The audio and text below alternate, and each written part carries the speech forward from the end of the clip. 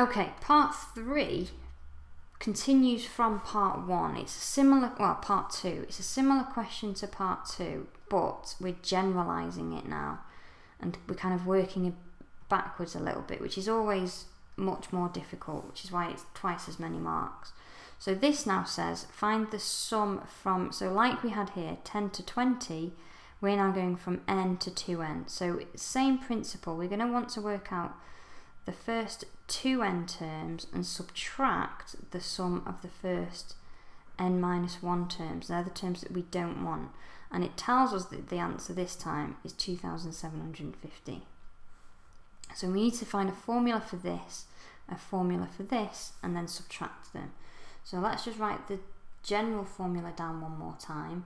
We had a half n 2a plus n minus 1 d. So this time our lowercase n for the first one is going to be 2n. So a half of 2n bracket 2a, so 10 again, plus 2n minus 1 times 3. So let's simplify that. Well, the half and the 2 are going to cancel, that's good at least. 10 plus, we're going to have 6n, if I expand these brackets, 6n take away 3. So that's n times 6n plus 7.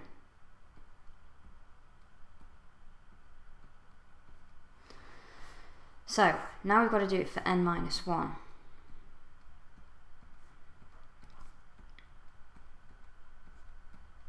So a half n minus 1, and then 2a, which is 10 again, plus, so it's n minus 1 d, but if our lowercase n is represented by uppercase n minus 1 already, we're going to have n minus 2 when we take another one off, and d is 3. So I'll just tidy up that middle section first before dealing with this n minus 1 over 2. So we've got 10 plus 3n take away 6, which becomes 3n plus 4. Okay, well, I'm actually going to leave that like that. I don't really want to multiply that into there. So now what we've got to do, this, take away this and make it equal 2,750. So n bracket 6n plus 7 minus n minus 1 over 2 bracket 3n plus 4 is equal to 2,750. Now, I reckon the easiest way to get rid of this 2 is to double everything. So I'm going to turn that into 12 bracket 6n plus 7 minus n minus 1 times 3n plus 4 is equal to 5,500.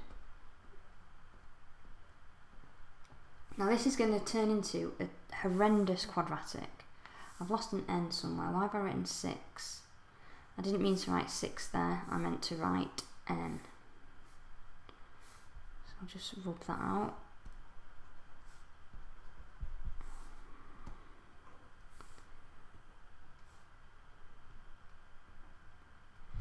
So doubling that gives us 2n. So going to get a horrible quadratic. There's no getting out of it.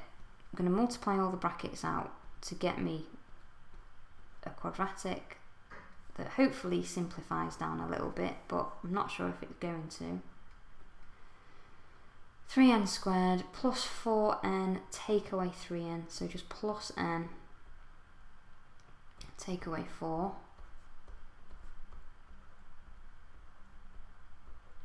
Um, 12n squared plus 14n.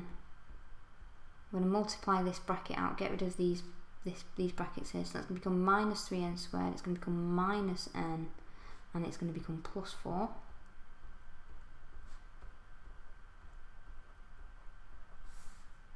And then I'm going to collect my n's together. So I've got 9n squared plus 13n. Bring the 5,500 over. So that's going to give me minus 5496. Right. Doesn't divide by anything because 13's prime and 9 doesn't divide into 13. So we've just got to solve this quadratic. I've absolutely no idea if it factorises. If you've got one of those silver Casio calculators, I would use that at this point to solve it. I'm going to go for the formula. So minus 13, so this is n, isn't it? Plus or minus the square root of b squared, so 169 minus 4 times 9 times negative 5496. Well, it must factorise because n needs to be a whole number. But that doesn't really help me. I'm not going to start looking for factors of 5496. So I'm going to carry on with this method. Divided by 18.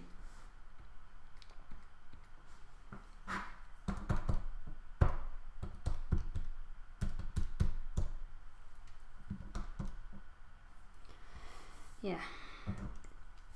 So minus 13 plus or minus the square root of 198025, which does root, but I don't know how they expect you to do that within a difficult question already. Anyway, it's not going to be minus, it's not going to be the minus because we can't have a negative value of n, because n is the term number, which has to be a positive number.